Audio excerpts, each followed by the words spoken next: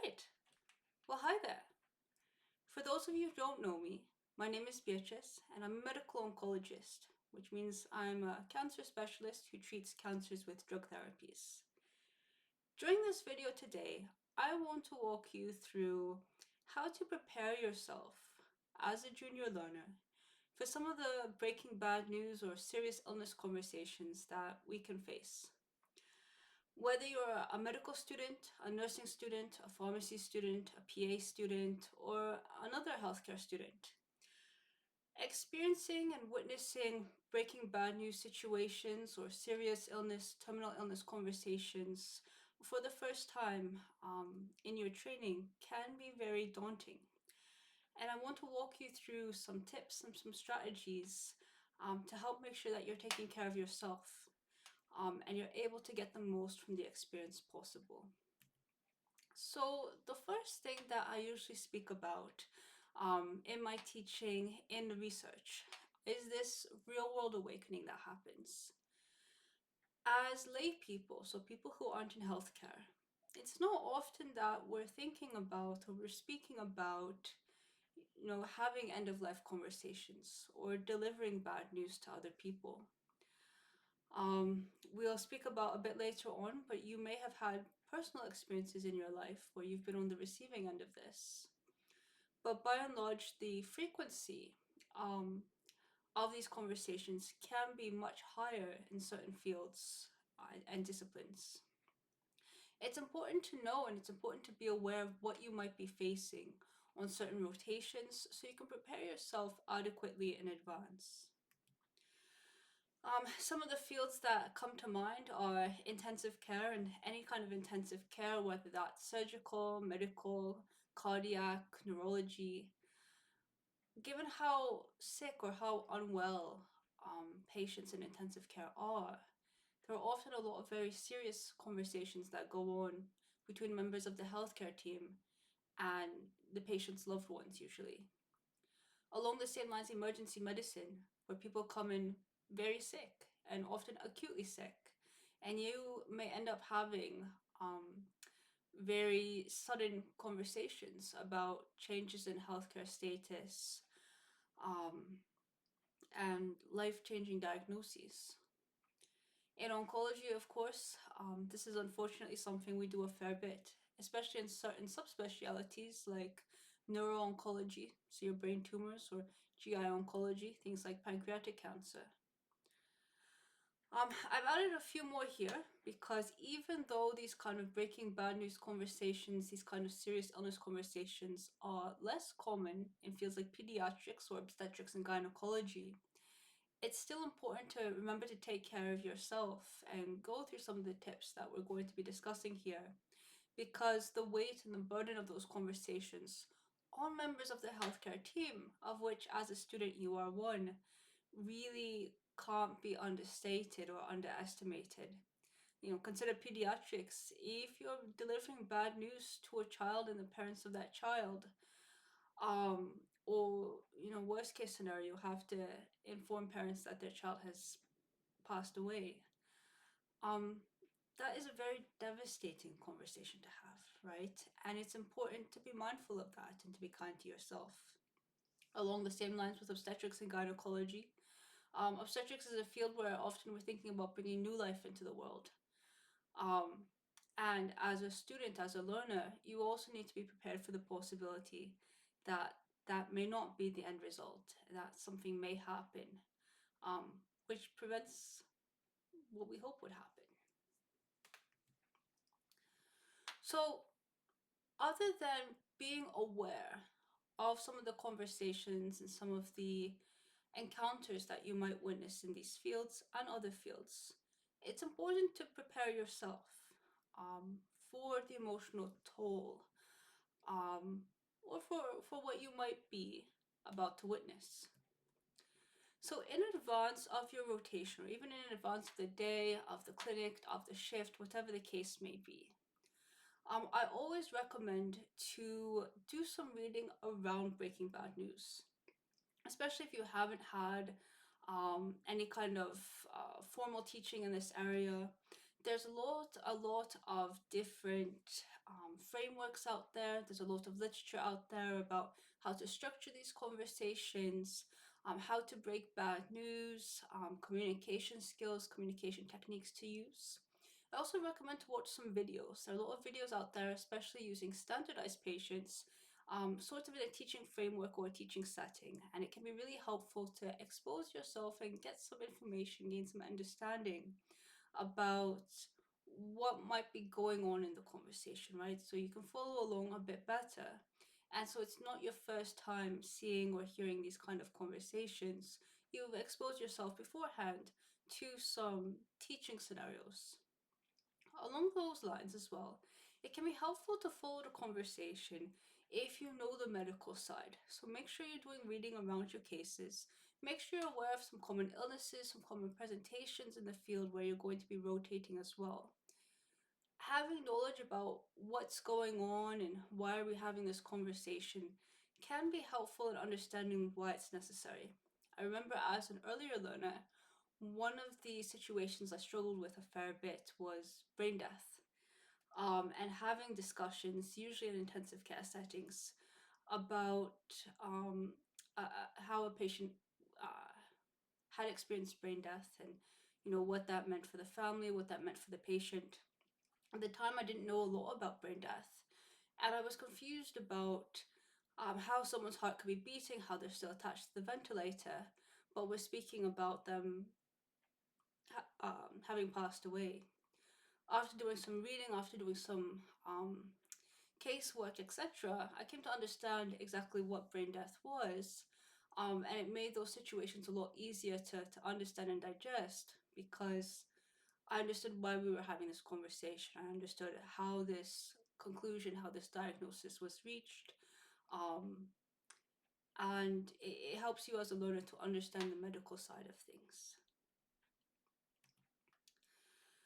And I put this little quote in here because it really can't be understated again that fear of the unknown, right? So if you don't know what's going on, if all of this is new, I know there's a lot of analogies about drinking from the hose. It can be very challenging, right? And one of the ways that we can prepare ourselves for some of these challenging encounters or situations that we're going to face in our training is to try and educate ourselves in advance so we have at least some idea what's going on, some idea of the medical side, of the communication strategies needed, because that will also allow us to take more from the conversation and more learning, right? Along those lines as well, you have to remember to take care of yourself. Um, I often tell my learners that they are a tool in healthcare, right? The same way that a surgeon, before they operate, they're going to lay out their tools, they're going to make sure everything's working, everything's in order. You need to make sure that you're working and everything's in order for you to be able to do your job appropriately, effectively, efficiently. Now, yes, I realize for my junior learners out there, you're not going to be the one, you shouldn't be the one who's having these breaking bad news conversations. But that doesn't mean that we can't take care of ourselves, right? You're still a member of the healthcare team. You're still bearing witness to some of the worst news that people are going to get in their lives, right? So, along those lines, make sure that you're taking care of your physical needs. I know it can be challenging, especially if you're a busy medical student, you're working shifts, you're working nights, but try and make sure that before your shift or before your clinic, you've had a good meal, right? You've eaten, you've drunk some water, um, coffee, tea if you need it. Make sure that you have some snacks with you. Make sure you have a water bottle with you. Um, Whenever possible, make sure that you have a good night's sleep beforehand. These things sound really simple, but let me tell you, if you're tired and hungry, and you're a little cranky, it's going to be a lot harder to witness and experience some of these situations, some of these encounters, than if you're running on a full tank. All right. There's also, I don't know what the technical term for this is. I call it a cozy. The same way that a small child who's afraid of the dark might have a special blanket or a nightlight. or a stuffed animal. There's absolutely nothing wrong with having your own little comfort object or something that brings you comfort. Okay? It's important to remember that these kind of conversations and these kind of situations, even though it's not happening to us personally, it can and does affect us personally, especially when we are having these repeated kind of encounters, these repeated kinds of situations within a relatively short time span. In my clinic, we've had days where we've been having breaking bad news, serious illness, end of life conversations 6 to 7 times in a half day. That really does take its toll on you. One thing I'll recommend is that, as a adult learner, a young adult learner, or a more mature adult learner, there's nothing wrong with wearing a comfortable piece of clothing, right? Wearing some shoes that you like. Maybe you have a favorite shirt or a lucky shirt. A lot of people will wear pieces of jewelry, maybe a lucky charm bracelet or a nice watch, right? Something that brings you comfort, something that, um, it's a little piece of home or a little piece of you that you can bring in with you. Throughout my training, I would keep stress balls in my pocket, and I do keep some close by. Some people will use little fidget toys. Some people will even use little stuffed animals. I think, especially in pediatrics, you can get away with this, having a little stuffed animal in your pocket. But whatever it takes, right? Whatever it takes, just to have some little memento, some little piece of something that can bring you comfort, that can ground you in a way, right? In advance of your rotations as well, you want to consider if you have any prior experiences or triggers which might come out in these kinds of conversations. A common one that we see that's challenging for learners and even practicing physicians is working in obstetrics and gynecology and caring for women who have had miscarriages when you yourself have recently had a miscarriage. Um, it can be challenging, right? And sometimes it takes a great deal of reflection or even speaking with a trusted, family member, a friend, a mentor, a therapist to try and piece out, are there things in my personal life that might play a role in how I feel in some of these encounters? And working on emotional intelligence, working on trying to separate, working on taking care of yourself, right? Along those lines, the idea of countertransference can also seemingly come out of nowhere, and if this is something that you can reflect on, or at least notice when it happens. So, there's a psychological phenomenon called transference, which is when a patient sees, in this context, the healthcare team member in a light that's reminiscent of someone else in their own life. So, an example would be we have a pediatric patient who sees the older physician as their teacher. They are reminded of their teacher, so they relate to them as a teacher, and perhaps they're sassy, perhaps they don't follow recommendations. Maybe it's as a pupil who is a little rowdy in class, so they become a little rowdy in the doctor's office. That's transference.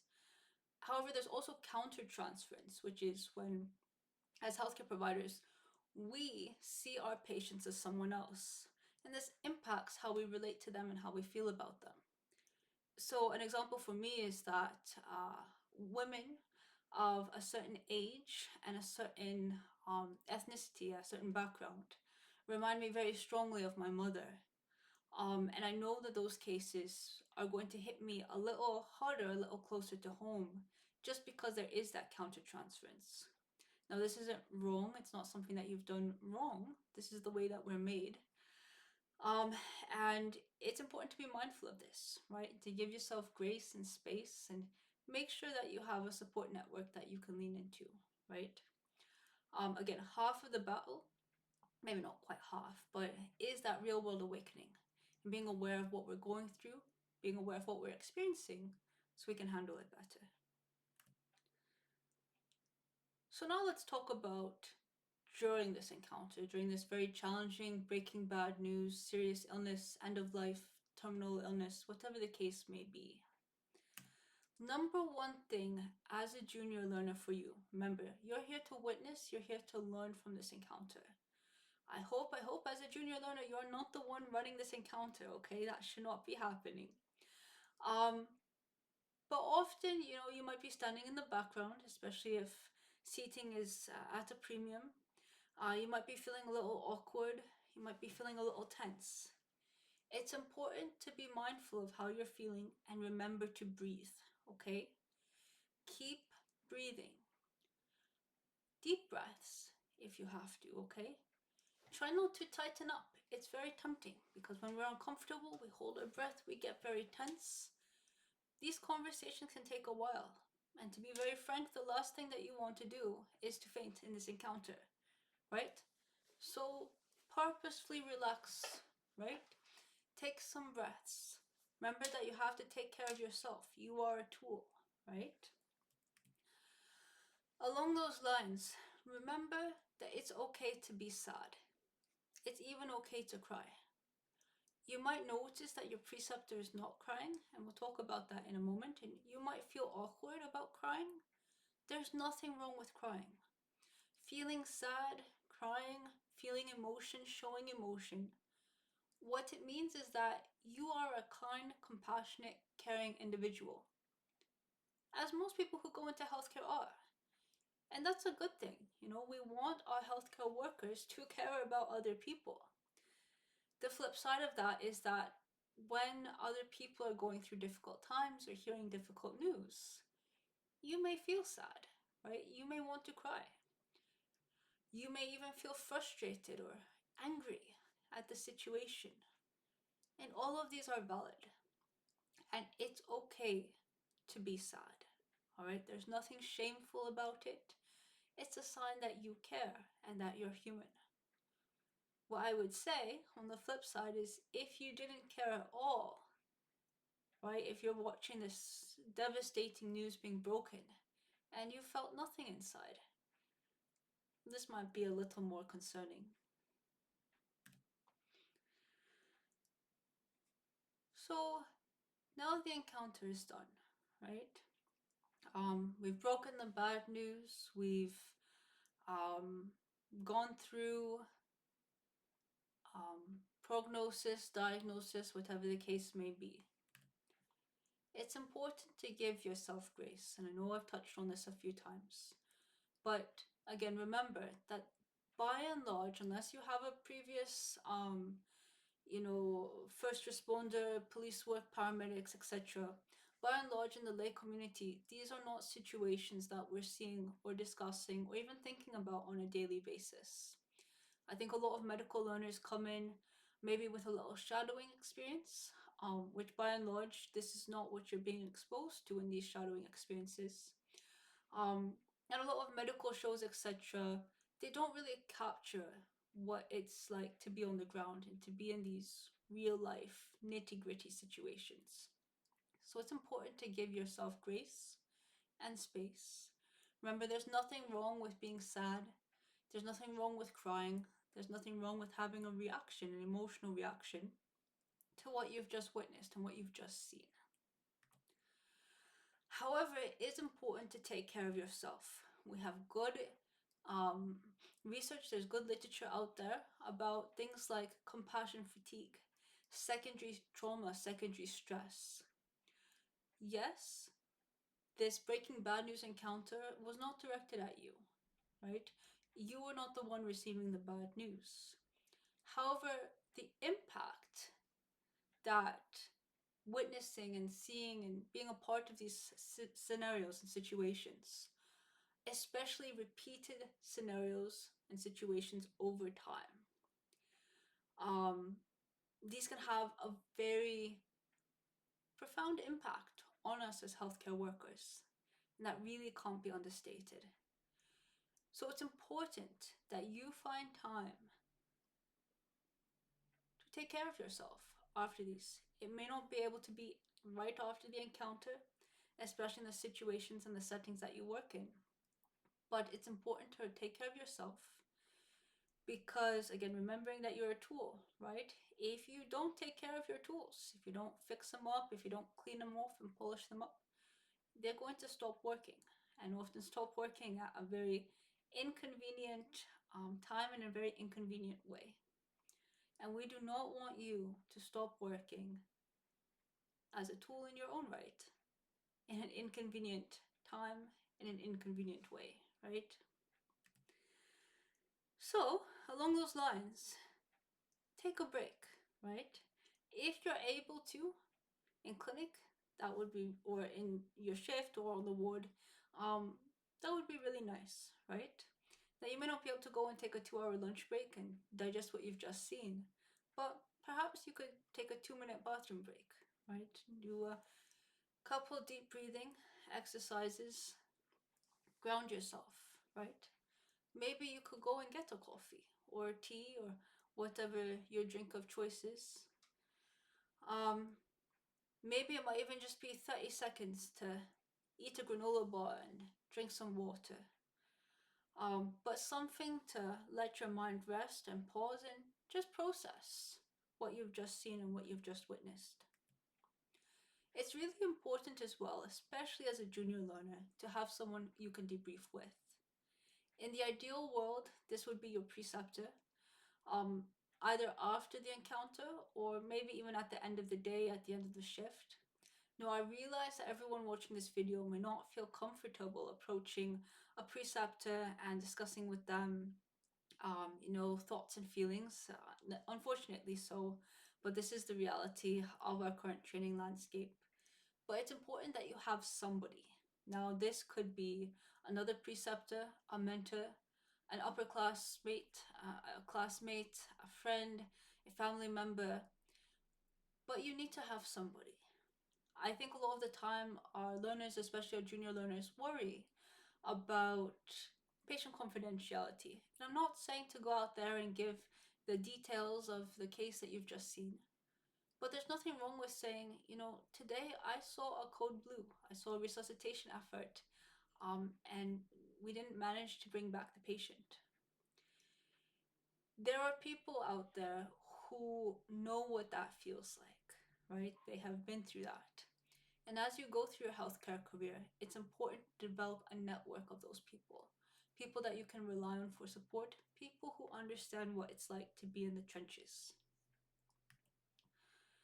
So now I'm going to give you some personal examples from my training and then some of what I do now in my current practice to try and help me balance and navigate some of these kind of breaking bad news, serious illness conversations. So one from when I was a first year medical student, I was doing a rotation slash observership through the emergency department. And we had a code pink. For those who aren't familiar, code pink is a cardiac arrest in a pediatric patient, typically a child under 12. It was my first time seeing a resuscitation. It was my first time seeing a code pink, and unfortunately, the resuscitation was unsuccessful. I remember standing in the back of the room, not really knowing what was going on, not really sure what was going on, feeling quite overwhelmed. I remember sort of feeling numb, just looking at this child unmoving in the trauma bay. Once my preceptor had spoken to the parents, we left. And I remember going back to the nursing station, and my preceptor said, "Oh, look, now we have 6 patients waiting because we took so long running this code pink. Well, here's the next chart. Let's get to it. These folks have been waiting." There was very little debrief. There was very little time to even breathe or pause. And at the time, as a junior learner, I took the next chart and went. Didn't really ask questions, didn't really process anything, um, which is really not the way to do it, right? You want to make sure that you're giving yourself that grace, that space. You want to make sure you're prepared for what you might see. Certainly, it's not outside the realm of possibilities on an emergency medicine rotation to see a resuscitation, even the resuscitation of a child, right? And this was something as well that, again, things I didn't do well. I did not discuss with anybody afterwards. I didn't go home and say, "Oh, today, I saw the unsuccessful resuscitation of a child. I didn't go to my friends or my colleagues or even my preceptor after the shift. I just sort of kept going, which is an example of what you don't want to do. Because remember that we have to address the stresses and the stress that these sorts of devastating situations have on us, right? The toll is very real. Another example I will give you was as a second year medical student. I was rotating through the cancer center, and my preceptor was having a particularly difficult, quite devastating end of life conversation with a patient and her daughter. And the patient was crying, her daughter was crying, I was crying, but my preceptor was not crying. And even after we left the encounter, I was still quite tearful and trying to choke back, because if my preceptor wasn't crying, then I shouldn't be crying, right? That seems quite shameful. And I remember my preceptor turning to me and saying, "Oh, yes, I guess that was sad, wasn't it? Well, here's the next patient, so let's go see this one." And I dried my face off and went and saw the next patient. But that kind of leads me to another question I want to address that often we'll hear from students. Um, Again, especially our junior learners who are witnessing these challenging situations and wondering, here I am. I'm very sad. I'm very upset about this. I'm crying. My preceptor doesn't even look that sad. They're not even crying. Why is that? Well, there's a few different reasons this might happen. The first thing to be aware of is as people go through any kind of healthcare training, they develop coping mechanisms. Some of these are healthy coping mechanisms, some of these are less desirable coping mechanisms. But nevertheless, there are coping mechanisms there. We'll talk about, I think, in a slide or two, kind of some of the things I do personally. However, by and large, you will often see some sort of depersonalization or dehumanization of the patient. This is a coping mechanism because if you consider that, we're about to go and deliver this devastating diagnosis to Mrs. Smith who has metastatic pancreatic cancer, this is easier to think about and honestly easier to discuss than, or we're going to go and speak to Miss Rhonda who has two dogs at home and her grandbaby on the way, and she really loves being active in her church group, etc., etc. And you may notice as you go through your training that especially in these kind of challenging situations, there is this depersonalization and this focus on the medical or treatable side. As a healthcare worker having these conversations, your goal is twofold. One is to deliver the news that you need to deliver, and the next is to come up with a plan for moving forward. So often, this will be the focus of the conversation. This helps the person having the conversation because there is a degree of poise, there is a degree of imperturbability that you need to have in order to be able to deliver this news and guide the patient and family to a path forward. And sometimes this can come across as a little cold, sometimes this can come across as a little technical, but often it's the healthcare provider trying to get through what they need to get through, right? And I'm not saying that this is right, I'm not saying that this is wrong, it's simply often the way it is. You will hear a lot about work-life balance. Some people will talk about leaving work at work. We're in this encounter, it's sad, but then when we leave, we need to move on. I'm not a fan of this because I think that, I like the phrase and the term that grief is like smoke and it clings to you, right? It clings to your clothes, it clings to your hair. It's very challenging, especially as a junior learner witnessing these situations, these scenarios for the first few times, to go home and pretend that everything is okay, right? To go home and pretend that this doesn't affect us. It's okay to be affected, right? It's okay to go home and still be sad because you saw someone die at work today. Work is part of life, right? Now, what I am a fan of is trying to balance out the stresses of work with something you enjoy in your personal life. So, in oncology and palliative care for that matter, there are a lot of people who will try to foil the end of life with something. I know a palliative care physician, for example, who fosters young children, so focusing on the end of life and the beginning of life. During my oncology training, I became very interested in gardening, again, looking at the end of life versus seeing new life, albeit in a different form, emerging. It's also important to know that grief and sadness manifest in different ways. If, again, you're in charge of running a code blue, a resuscitation, or a code pink, you can't be in the corner crying, right? In that moment, you have to deliver the medical care and do the job that you've been trained to do. That doesn't mean that the encounter, the situation, isn't taking a personal toll.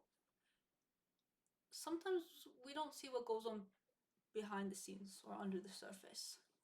So for me in my oncology clinic, often one thing I will do is I will grieve for patients before we get to that last end of life, nothing's working conversation, right? I will go through my own emotions, I will reflect so that in the moment I can provide the most support um, and the most support for that patient possible, right? To try to be as level as possible, to acknowledge the sadness of the situation, but also look for things that we can do from the medical side, right? From the treatable side, forming a plan moving forward. And in clinic, right, when I have my learners with me, they're not seeing all that grief and all that reflection that's been going on for weeks or even a month or two beforehand, right? They're only seeing what's happening in the moment. Now, kind of building from that, as you go through your training, you're going to find things that will set you up for success. So again, thinking about that balance and balancing off some of the things that um, can cause stress and can cause grief, right? Taking time for yourself before and after any kind of clinic or shift or work day. In the clinic itself, folks who work with me will notice that we always have some kind of calming music in the background, unless it's Fridays, in which case we'll usually have some kind of 80s rock or 80s pop hits going. We work with two screens, and on one of the screens, I will usually have some kind of calming video, like an aquarium or a beach scene. As mentioned, I'm a big fan of having stress balls, fidgets, cozies, you name it. If you wear a white coat or a jacket, just keep it in your pocket, nobody knows. And then in a clinic day as well, I will often build in, or on inpatient as well, if I'm on inpatient, at least one midday walk. Even if it's just 2 or 3 minutes, getting outside, breathing in some fresh air, taking a mental break. I also build in tea breaks during the day, food breaks, bathroom breaks, just to step aside and give yourself a little bit of space and a little bit of grace. Because, and again, the last thing I'm going to leave you with this ominous looking green slide, is do not bottle things inside, right? Again, healthcare student, right? Healthcare worker. Almost certainly you went into this field because you care about people, right? You're kind, you're compassionate. And when things don't go well, when people are getting bad news, it takes a toll on us. And it's okay to acknowledge that, right? It's okay to feel sad, but it's important to work through it. Don't bottle things inside of you. And for everyone, that's different. Some folks really benefit from speaking with someone, a counselor, a therapist. Some folks need time alone to process. Some folks need time to do their hobbies, things that they enjoy doing. You need to find what works for you, right? What works for one person doesn't necessarily work for the next. But don't just ignore the toll that these kind of situations, these kind of scenarios can have on you, because that's how you end up in trouble. And with that, I'm going to say thank you very much for listening. I hope that this was helpful for you.